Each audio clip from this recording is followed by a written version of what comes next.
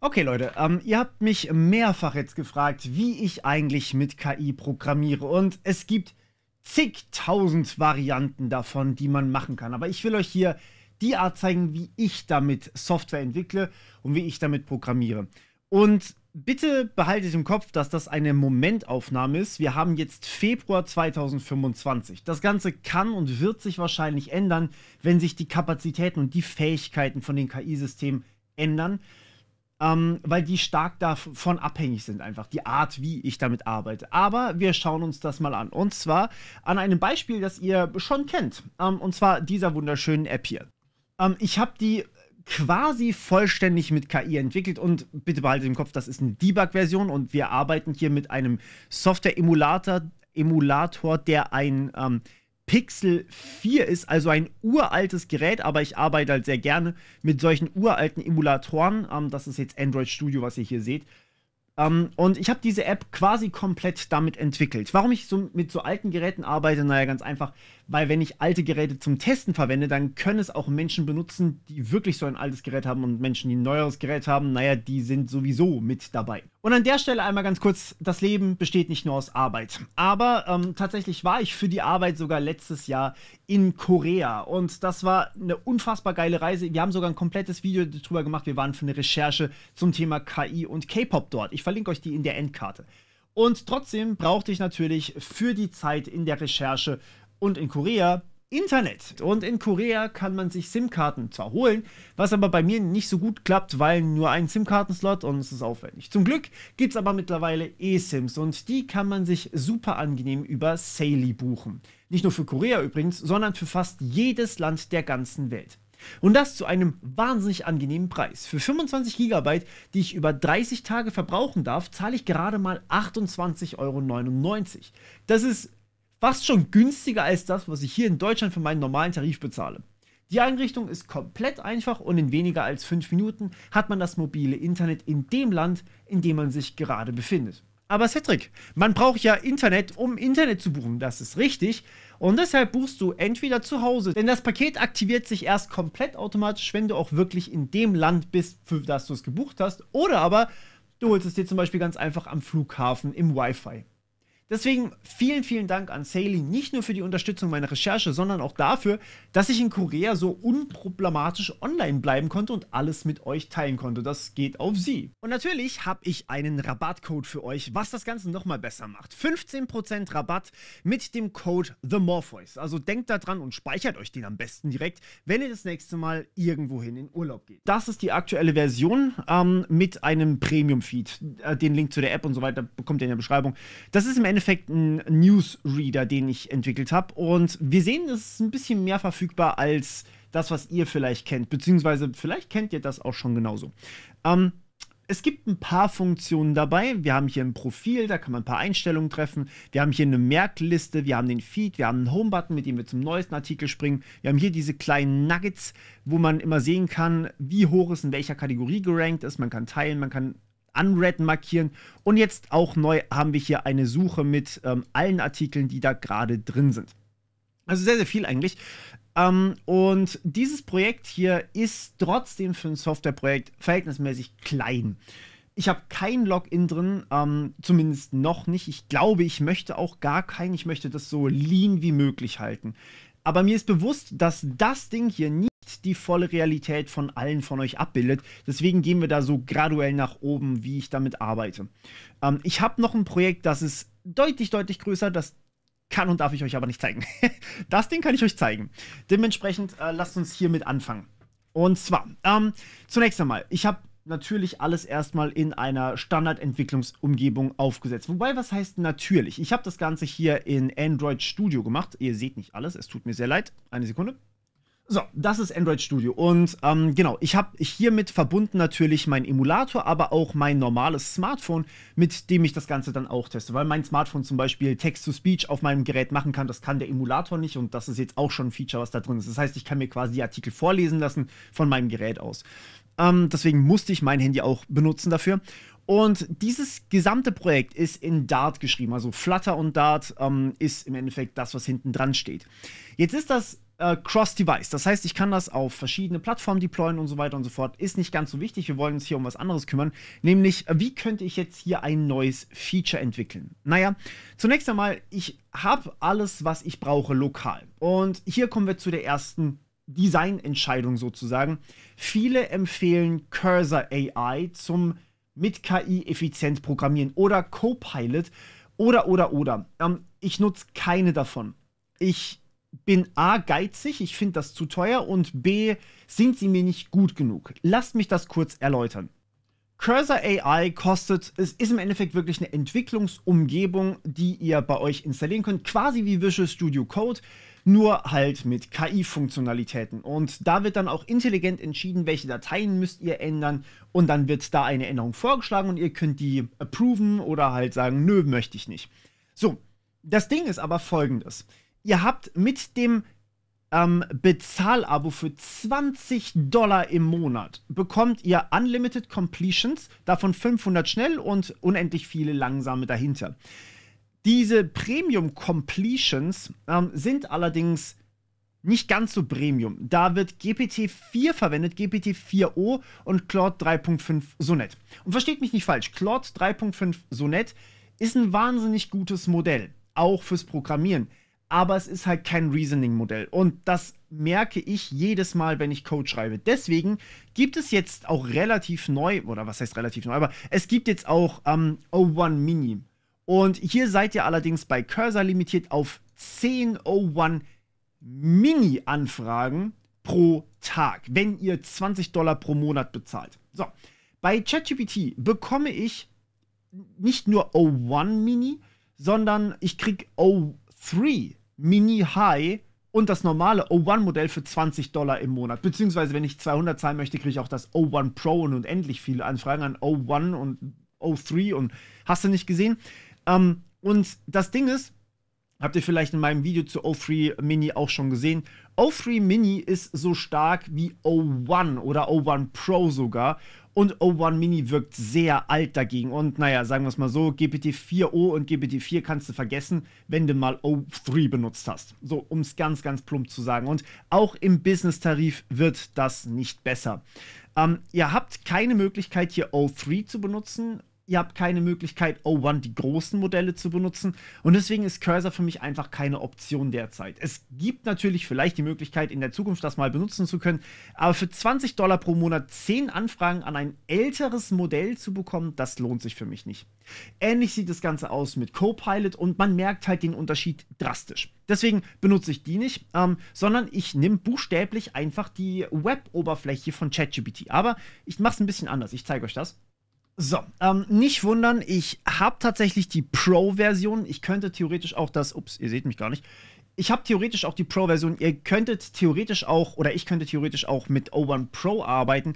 Ich muss aber dazu sagen, ich bin so happy mit O3 Mini High, das ist das, was auch im $20 pro Monat Tarif von ChatGPT dabei ist, dass ich sogar zum Programmieren mittlerweile das benutze, weil es ist wahnsinnig viel schneller, es hat ein größeres Kontextfenster. Und ich habe davon auch unendlich viele Anfragen und naja, ich brauche O1 Pro Mode gerade im Moment gar nicht mehr. Ich warte aber darauf, dass O3 kommt, beziehungsweise O3 Pro Mode dann noch kommt und dafür wird sich dann wahrscheinlich wieder lohnen. Aber für den Moment kann ich euch mit dem normalen Abo komplett sagen, ihr seid komplett gut bedient. O3 Mini High ist super im Programmieren.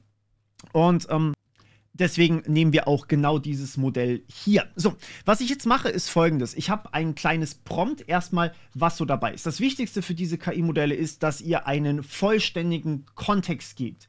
Sowohl vollständig als auch was da ist, als auch was ihr wollt. Und da müsst ihr euch wahnsinnig präzise ausdrücken. Ansonsten ist das halt einfach unvollständige Information. Ich gebe euch ein Beispiel. Ihr habt gerade die App gesehen, so ganz kleines bisschen. Ihr habt doch einen Mini-Teil vom Source-Code gesehen. Und jetzt sage ich zu euch, ey, programmiert mal bitte ein neues Feature, dass man Kategorien auswählen kann im Profil. So, macht das mal. Schreibt mal jetzt mir Code. Könnt ihr nicht, oder? Weil ihr nicht wisst, wie die App aussieht. Und genau das ist das große Problem, wenn man unvollständige Informationen gibt oder wenn man auch nicht sagt, was sind eigentlich Kategorien und was will ich damit und was genau macht das, dann könnt ihr mir das auch nicht programmieren. Ihr braucht auch vollständige Informationen. Und wenn ihr die nicht habt, dann stellt ihr mir Rückfragen. Und wenn ihr sie dann immer noch nicht habt, dann lest ihr die Dokumentation. Und genau das ist der Workflow, wie ihr mit einem KI-System im Endeffekt umgehen sollt. Heißt, was habe ich gemacht?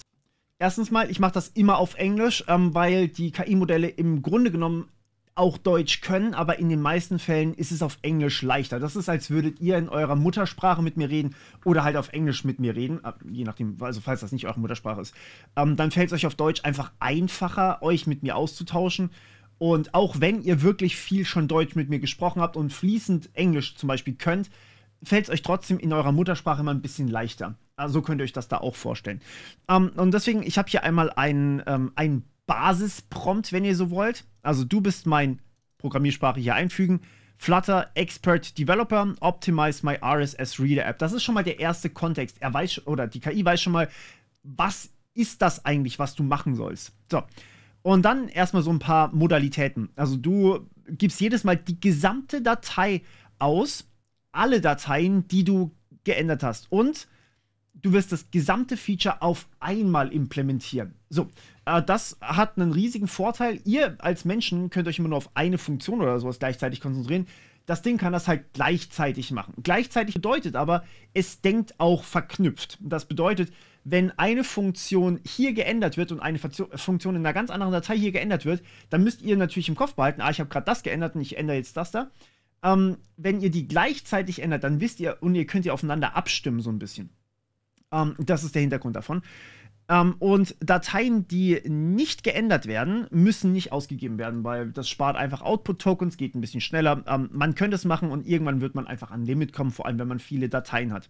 So, zuerst mal fragst du mich Fragen, um sicherzustellen, dass du wirklich alles perfekt richtig verstanden hast, und dann fragst du nach weiteren Informationen, nach Dokumentation, nach Dateien, falls du sie brauchst. Und im zweiten Call schreibst du mir dann die Dateien. So, und dann schreiben wir hier das neue Feature und geben den kompletten Code rein.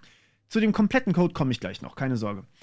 Das neue Feature, das wir hier machen wollen, ist im Endeffekt, wir wollen im Home-Bereich, wollen wir die Kategorien auswählen können. Das überlege ich gerade zu machen. Eigentlich ist die App soweit Feature Complete in meiner ersten Version. Jetzt gerade zumindest, weil ich habe alles, was ihr mir an Feedback eingearbeitet habt, habe ich eigentlich da reingetan. Möglichkeit gäbe es jetzt nur noch hier, dass man direkt sich einloggen kann und dann auch direkt über die App vielleicht den Premium-Feed bekommen kann und sowas. Aktuell geht das ja nur über Patreon, kleiner Hinweis an der Stelle, sodass ich hier halt auch mehrere Artikel bekommt. Also der Artikel zum Beispiel ist jetzt nur für Patreon verfügbar, weil ist halt nur Level 7, die Gratis-Feeds sind alles, was Level 9 oder höher ist. Also es gibt noch deutlich, deutlich mehr. Und hier ist jetzt gerade eben der Patreon Premium-Feed eingetragen. Noch diese Nuggets hier sind nur im Patreon-Feed dabei. Die gibt es an sich für die Free-Leute auch nicht. Deswegen, man könnte das Ganze auch über die App buchbar machen, sag ich mal. Und das überlege ich gerade zu machen. Könnt ihr mir auch einmal Feedback dazu geben. Genau. Aber ja, man soll im Profil im Endeffekt einstellen können, welche Kategorien man hat. So, und dafür habe ich jetzt einmal ganz kurz wieder den normalen Feed eingetragen, der standardmäßig verfügbar ist. Das ist der hier. Und genau, ihr seht es hier auch, der ist nicht von heute, sondern da ist der letzte Artikel von gestern. Das sind halt einfach weniger Artikel. Und hier ist der Feed drin. Und jetzt könnt ihr hier ja einstellen, ey, ich möchte gerne Kategorien haben. Diese Kategorien gibt es und wir gehen von da bis da. So, das ist ein Backend-Aufruf, also an der API tatsächlich. Und dann ist es natürlich dieses Visuelle. Und das will ich, dass es mir macht. So, das ist jetzt das neue Feature, beziehungsweise die Feature-Beschreibung. Ich habe das mal rausgeschnitten, weil da ist wirklich Gedanke reingeflossen. Ja? Da müsst ihr genauestens alle Informationen abdecken, die man haben kann.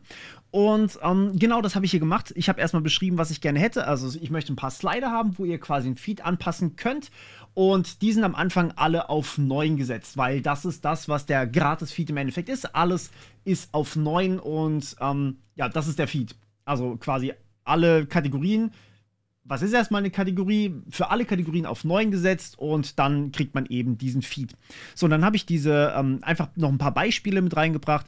Das heißt, ich habe hier gesagt, erstmal hier bei dieser URL, das habe ich mal rausgemacht für euch, kriegst du alle Kategorien. Aktuell sieht das Ganze so aus, damit er auch weiß, wie er mit den Daten umgehen muss. Dann habe ich gezeigt, wie sieht denn eigentlich so ein Artikel aus, damit er das auch versteht. Und dann haben wir hier unten ein Beispiel, das heißt zum Beispiel, wenn ich diesen Artikel hier habe, dann habe ich hier Cybersecurity 7, Tech Policy 6 und Privacy of 7. Und Und hier sollte ich vielleicht noch hinschreiben, it's not always 3 categories. Also es sind nicht immer 3 Kategorien, es können auch manchmal eine sein und manchmal können es alle sein. Und gleichzeitig hier kannst du dir den Feed einstellen. Und wenn du den eingestellt hast, dann kriegst du den von der URL, das ist quasi im Backend berechnet. Und genau, dann sollst du dem quasi einfach zu den Feeds hinzufügen, die du verändern sollst. Das ist im Endeffekt das neue Feature. So, jetzt mache ich das mal fertig. Und anschließend habe ich mir hier ein kleines Skript geschrieben. Das will ich euch auch einmal ganz kurz zeigen. Seht ihr das? Ihr seht das so. Ja, das Ganze läuft gerade über Windows, weil ich das damals für eine Aufnahme angefangen habe und unter Linux laggen meine Aufnahmen immer noch. Ich kümmere mich drum, ja, ich bin dran. Ich brauche einen neuen Rechner und dann wird das alles richtig ordentlich gemacht. Egal. Ich habe eine PowerShell-Datei, die ja, im Endeffekt alle Dart-Dateien, also alle Dateien mit der Dateiendung Dart aus diesem Ordner hier ausliest. Und Set Clipboard macht im Endeffekt, dass es mir das in meine Zwischenablage reinspeichert. So, wenn ich das jetzt ausführe, ja, dann bin ich im falschen Ordner. Es tut mir sehr leid. So, die Datei liegt an einem anderen Ordner. Wenn ich das ausführe, dann habe ich im Endeffekt alle Dateien mit der Dateiendung Dart hier drin. Ich kann euch das Skript kurz zeigen. Ihr könnt das auch super easy mit PowerShell selber machen. Das ist eins von den Skripten. Das ist wirklich ein Aufruf an O3 Mini High und dann ist es da gewesen. Also wirklich, ich habe das damit geschrieben. Aber ich kann es euch trotzdem kurz zeigen. Output Files.ps1. So, das ist das Skript. Ihr lest im Endeffekt einfach rekursiv alle Ordner ein. Das heißt, ihr geht durch jeden Ordner durch und speichert alles, was dieser Dateiendung existiert, gebt ihr aus. Also es ist einfach eine stinknormale Write-Output-Ausgabe, also wie ein Print-Statement in Python. Und ja, das macht es einfach mit jeder einzelnen Datei. So, das Lustige ist, wenn ihr Set Clipboard hinten dran macht, dann pipet das eure Ausgabe einfach unter PowerShell in eure Zwischenablage rein und dementsprechend ist es dann da drin. Und das füge ich jetzt 1:1 hier hinten dran ein. Das sieht dann so aus. Und hier steht immer der Dateiname und ja, ihr seht hier extensions.dart zum Beispiel ist immer die letzte Datei. Da ist aktuell noch einfach gar nichts drin, weil ich die gerade noch nicht brauche. Und jetzt gebe ich das ein und bekomme Rückfragen von ChatGPT. Das dauert ein bisschen, klar, weil es ein O3 Mini High ist. Das denkt ein bisschen länger nach. Mit O1 Pro hat es sehr lange gedauert. Ich sage gleich noch was zu dem gesamten Code von dem gesamten Projekt da reinkopieren. Ich weiß, dass das nicht für jeden von euch gehen kann. So, eure erste Antwort, und jetzt seht ihr hier die URL für die Kategorien, die ist eigentlich egal. Eure erste Antwort ist im Grunde genommen eine Rückfrageantwort. Und ja, die hat fast 5 Minuten nachgedacht jetzt. Ich habe das tatsächlich mal rausgeschnitten. Ich habe überlegt, ob ich es drin lassen soll, aber es ist langweilig, sind wir ehrlich. Genau, und deswegen es sind hier einfach Rückfragen zu den Requirements. Und zwar, um das einfach alles klarzustellen. Und dadurch bekommt ihr tatsächlich auch zweimal einen Reasoning-Prozess. Und ich finde den wahnsinnig wichtig. Lasst mich das ganz kurz erläutern. Der erste Reasoning-Prozess, den wir jetzt gerade hier gesehen haben, der ist, ey, habe ich die Requirements richtig verstanden? Der zweite Reasoning-Prozess ist, ey, ich implementiere die Requirements. Und ChatGPT behält ja das, was davor gesagt wurde, in seinem Speicher drin. Dementsprechend funktioniert das hier wirklich verdammt gut.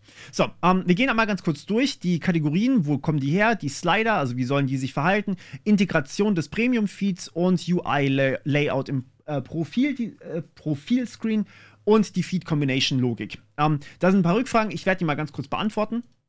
So, und da sehen wir direkt, dass ein paar Rückfragen dabei waren, die ich einfach vergessen hatte in meinem Prompt. Und an dem Schritt seht ihr auch immer ganz genau, wie gut eure Anforderungen formuliert sind, was man missverstehen kann beispielsweise, ja. Genau, einmal haben wir hier, ja, bitte einmal die Kategorien bei Runtime laden, weil die Kategorien können sich einfach ändern. Dann zweimal was er richtig verstanden hat. Dann einmal, wo das Ganze im Design eigentlich sein sollte. Ich habe das Design völlig vergessen zu beschreiben, das ist mir gerade erst aufgefallen. Ich habe jetzt gesagt, ey, hier unter meine Feeds, aber über diesen Buttons hier. Und dann einmal die Feed Combination Logic, da hat es mich gefragt, wann es eigentlich diesen Custom Feed oder den Premium Feed hinzufügen soll. Und genau das ist eigentlich alles, was ich brauche. Das heißt, ich kann jetzt hier hinschreiben, go on with implementing the files now. Und das dauert auch wieder eine Weile, also ich schneide das. Als Output bekomme ich dann die Dateien, die sich wirklich geändert haben. Das heißt, hier steht dann Filename und in dem Fall weiß ich, aha, das ist articlesprovider.dart. Ich kopiere mir die gesamte Datei, nachdem es übrigens fertig ist. Achtet darauf, dass es fertig generiert hat. Ansonsten kriegt ihr eine unfertige Datei da rein, ja. Ich kopiere mir die gesamte Datei hier oben und paste die wirklich einfach rüber. Und ich glaube, das mache ich jetzt tatsächlich sogar mal in eurer Anwesenheit, damit ihr das mal seht. Dass es wirklich nichts extra ist, dass ich euch keinen Schritt hier verschweige. So, einmal Articles Provider. Nicht wundern, ich muss hier auch trotzdem ein bisschen suchen, weil das will ich jetzt ungeschnitten machen. So, ich markiere alles und ich füge ein. Ja, das ist alles. Dann gehen wir wieder rüber auf den Premium-Feed. Dann haben wir den hier. Dann haben wir hier die nächste Datei mit profilescreen.dart. Einmal kopieren. Und rüber und Profile. Wo ist es denn? Da. Bei den Screens natürlich. So. Einmal hierher. Und ansonsten haben sich keine Dateien geändert. Das war es eigentlich auch schon für dieses Feature. Jetzt kann ich hier einmal speichern. Und jetzt gehe ich hier einmal kurz rüber. Und nein, ich sehe nichts. Ich sehe, dass ich nichts sehe. Speichern. Neu laden.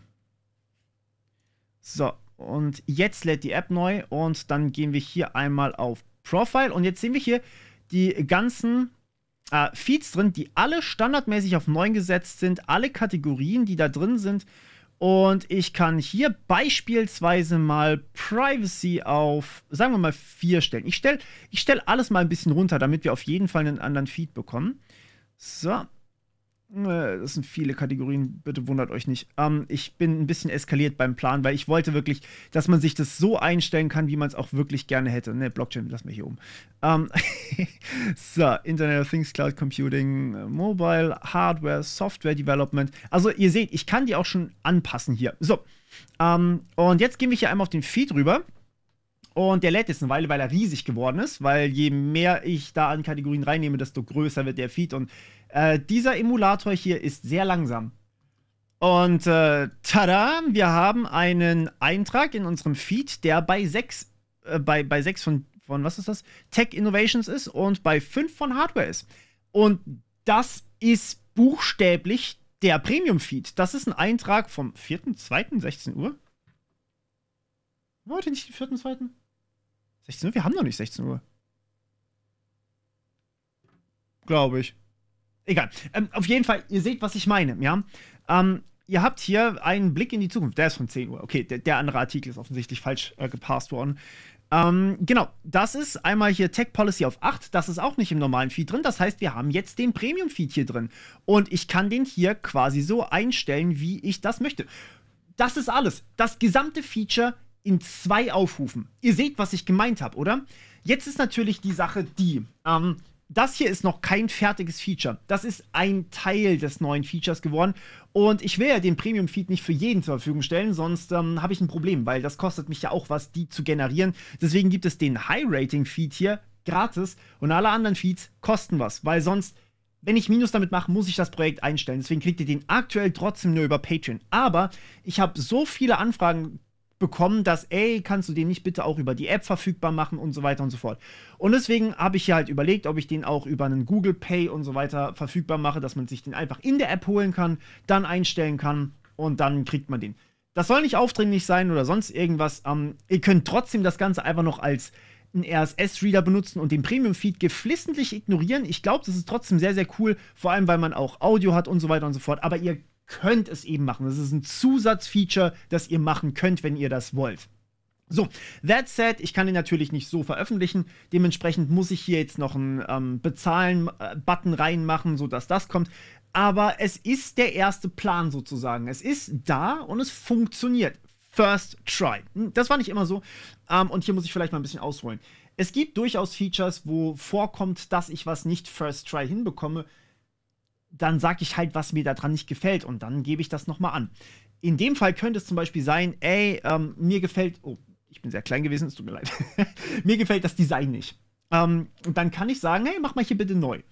Und dann macht es mir das neu. So, ich kann jetzt hier aber auch tatsächlich hier einfach auf die beiden gehen und kann die committen und bin dann fertig. So, was ich aber sehr, sehr dringend noch machen möchte, nachdem ich mal einmal geguckt habe, ob das Ding hier jetzt funktionabel ist in meiner Debug-Anwendung oder Debug-Umgebung, will ich natürlich noch gucken, funktioniert das auch wirklich? Ist da irgendwie beispielsweise bösartiger oder kaputter Code reingekommen? Und deswegen, was ich danach immer mache, ist, bitte, bitte benutzt ein Git-Repository. Ihr habt hier drüben die Möglichkeit, ein Git-Repo anzulegen und ihr seht dann immer, wenn ihr eine Datei geändert habt. Und das heißt, in dem Fall ist zum Beispiel hier articlesprovider.dart, oh, das seht ihr nicht, sorry, hier drüben könnt ihr über Git ein Git-Repo anlegen für jedes Projekt. Und dann könnt ihr hier einfach sagen, ey, ihr wollt, ihr seht, welche Dateien geändert wurden. Die sind einmal blau und die anderen sind weiß. Ja, das heißt, ihr wisst, okay, diese beiden Dateien hier sind geändert worden.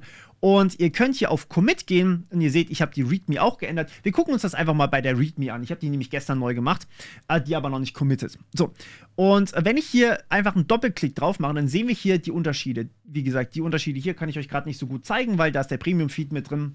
Nicht so wichtig. Was ich jetzt hier einfach sehe, ist, dass ich viel zu kleine UI habe. Ach, pfui. Okay, wir nehmen doch den Articles Provider und sehen hier an der Seite direkt, ganz, ganz leicht sehen wir die grünen Balken, ja. Das sind die Zeilen, wo sich was geändert hat. Als allererstes fällt mal auf, wenn ich hier mal ganz kurz reingehe, dann sehe ich hier, aha, hier wurde ein neues Paket importiert. Nämlich einmal dart.convert. Dann hat es mir hier oben den Namen rausgelöscht, was ich nicht so cool finde. Kann man aber wieder reinmachen, das ist nicht so dramatisch. Aber http.dart ist erstmal neu dazugekommen. Dann haben wir hier einen neuen Map bekommen, nämlich den Premium oder Premium Feed Settings. Dann haben wir hier ein neues, eine neue Variable, die wir befüllen können, beziehungsweise laden können, auch einmal Load Premium Feed Settings. So, dann haben wir hier einmal diese Premium Feed Settings werden initialisiert und werden uns geholt. Und dann gehen wir hier runter in den großen Button, Batzen, meine ich, der neu dazugekommen ist. Und zwar haben wir dann hier einfach, okay, wir laden, das ist im Endeffekt die ganze Funktion, die die Premium-Settings für uns lädt. Wir laden uns diese Sachen rein von allen Kategorien. Wir haben sogar Default-Kategorien bekommen von dem Ding. Aber falls wir einen Response-Status-Code von 200 haben, das heißt, wir konnten die Kategorien anfragen bei mir auf dem Server, falls das funktioniert hat, da nehmen wir dann einfach die Kategorien, die wir bekommen können. Und falls das nicht funktioniert hat, nehmen wir die Default-Kategorien und, naja, wir ignorieren quasi alles andere. Und falls wir einen Fehler bekommen, kriegen wir hier sogar andere Default-Kategorien. Und damit haben wir die Premium-Feed-Settings geladen. So, das heißt, es hat sich tatsächlich automatisch auch so Default- und Fehlerbehebung und alles drum und dran reingepackt.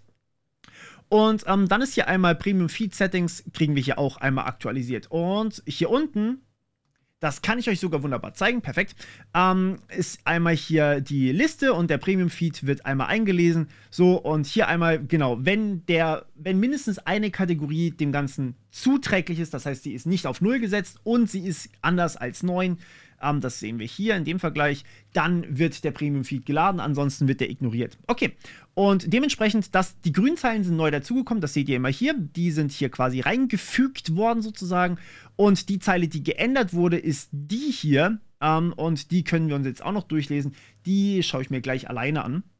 Und genau dasselbe machen wir jetzt hier noch mit ProfileScreen.dart. Wenn wir das gemacht haben, dann wissen wir, okay, das ist der neue Code, der dazugekommen ist.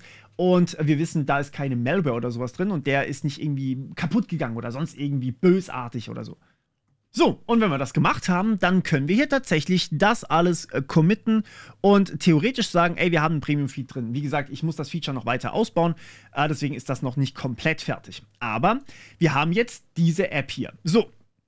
Jetzt ist das natürlich eine Sache von, wie groß ist eure Anwendung. Und hier muss ich ein bisschen ausholen nochmal. Ich bin noch nicht ganz fertig. Das war jetzt erstmal mein Workflow, wie ich mit der App vorgehe. Und ihr habt das wirklich live gesehen. Ich hoffe, euch interessiert das ungeschnitten überhaupt. Wenn nicht, gebt mir gerne Feedback.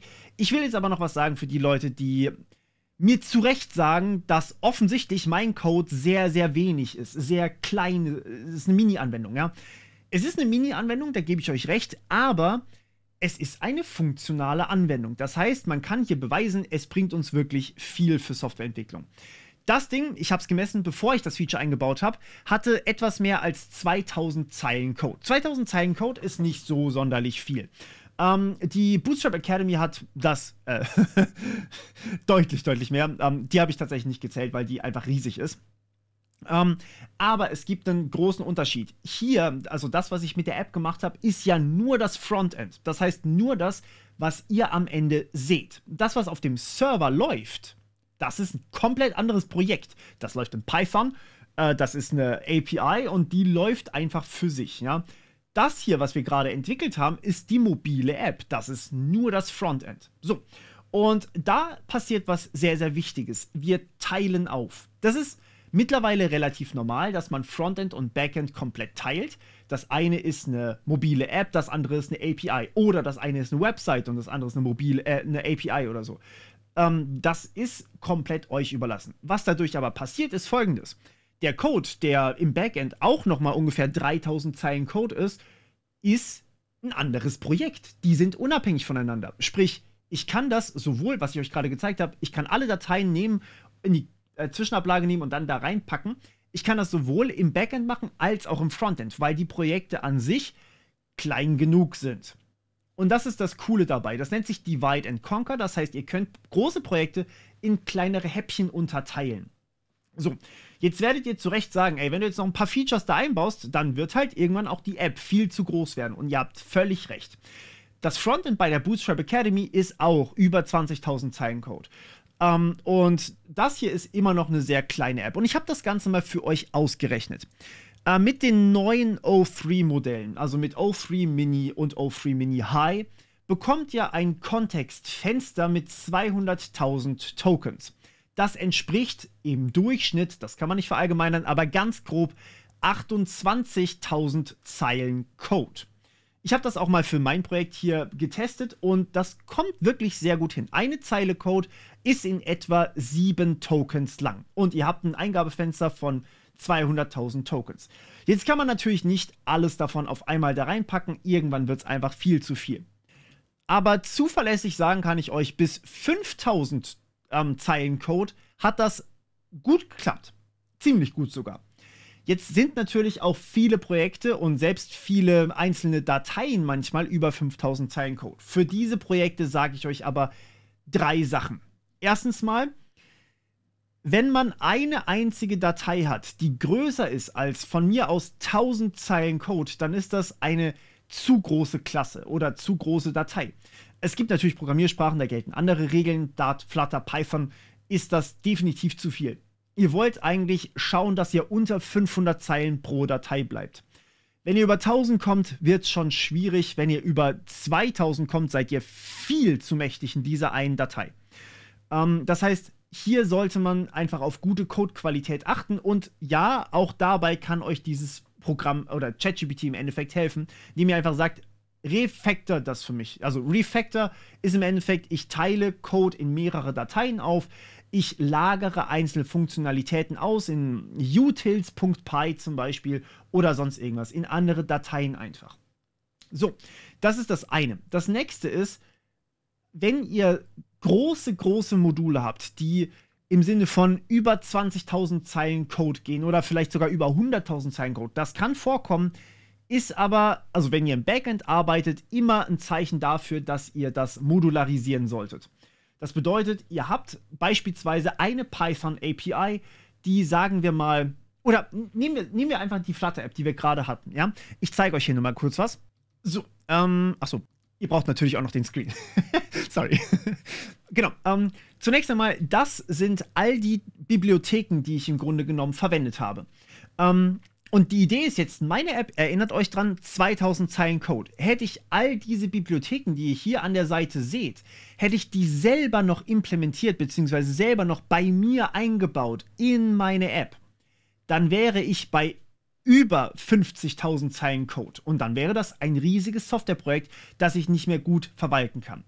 Habe ich aber eine Flutter-Bibliothek, die ich verwenden kann, dann kann ich das tun, ohne dass das meinen eigenen Code explodieren lässt. Ich habe da eine Dokumentation für diese Bibliothek im besten Fall, nämlich für jede hiervon, und kann die bei mir einbauen. So, und genau das solltet ihr sowohl in eurem Frontend als auch in eurem Backend tun. Ihr könnt selber, wenn ihr große Dateien habt oder viele, also ein riesiges Projekt habt, könnt ihr Teile davon in eine Library auslagern. Das heißt, ihr nehmt einen Teil Code, lagert den in eine unabhängige Library aus, die vielleicht an sich schon 5 oder sogar ein bisschen mehr Zeilen, 5000 Zeilen Code hat.